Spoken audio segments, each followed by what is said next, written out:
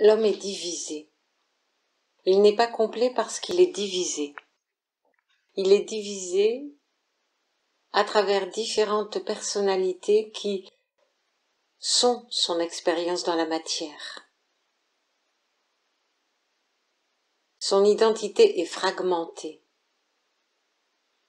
Ces différentes personnalités, c'est ce qu'il est dans la matière. Elles ne sont que le reflet de son identité.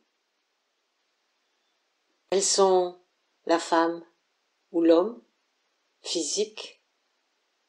Elles sont le couple. Elles sont le parent. Elles sont celui qui travaille, celui qui fait la fête. Elles sont nombreuses parce qu'elles sont des fragments de l'expérience humaine. Et chacune des personnalités joue sur le registre des émotions, ces émotions qui sont les états de l'âme. Parce que les émotions qui sont vécues dans la matière sont celles de l'âme, celles qui sont gérées par l'ego, qui les fragmente, qui les dilue dans chaque temps de vie.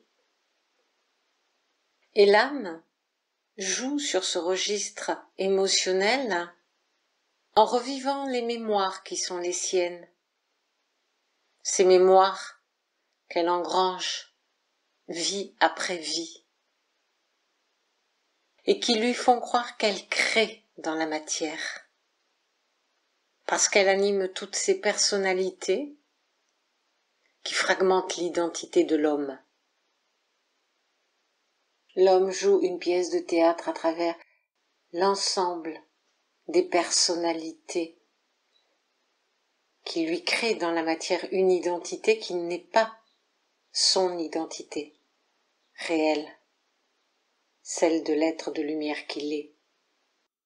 Et pendant que l'âme recueille les fruits de son expérience à travers les multiples personnalités qu'elle anime comme des marionnettes à partir et avec l'ego, l'esprit qui véhicule l'intelligence ne peut plus la pénétrer.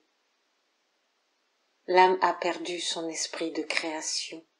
Non pas qu'elle ne soit plus créatrice, mais elle en a perdu la faculté, celle qui est sa fonction première, créer.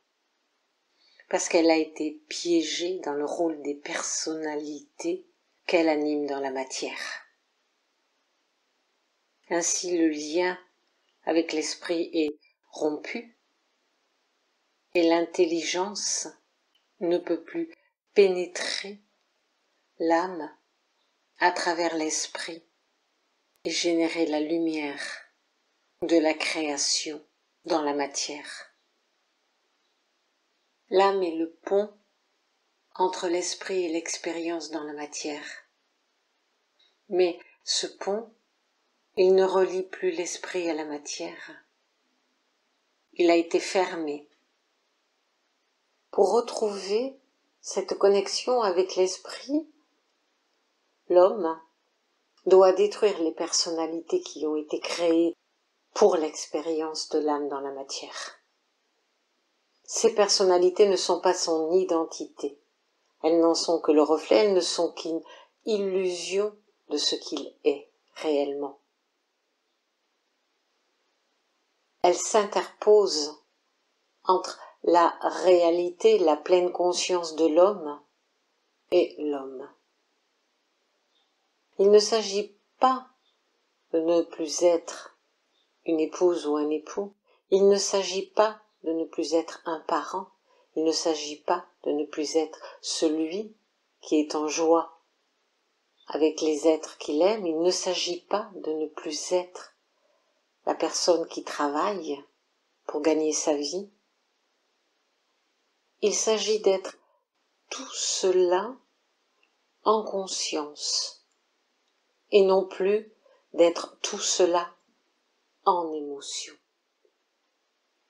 parce que les émotions génèrent la souffrance et génèrent les conflits, et que la conscience, être en conscience, permet d'être centré et donc de ne plus être assujetti à ces émotions et à ces personnalités qui veulent vivre ces émotions. C'est ce qu'il est le plus compliqué à l'être humain de faire, c'est ne plus se laisser entraîner dans des émotions contraires ou puissantes qui vont générer des mouvements qui ne sont plus maîtrisés par l'être, mais des mouvements qui maîtrisent l'être. Et tout cela demande d'avoir conscience des émotions que nous vivons, tout cela demande d'avoir conscience des personnalités que nous vivons à travers ces émotions, pour détruire ces personnalités et ne laisser au final que l'être tel qu'il est et non plus tel qu'il croit être, tel qu'il se fragmente dans la matière. En détruisant ces personnalités, l'âme sera démunie des marionnettes dont elle tire les ficelles pour expérimenter ses émotions. Et l'être pourra reprendre le contrôle sur lui et renouer avec son âme.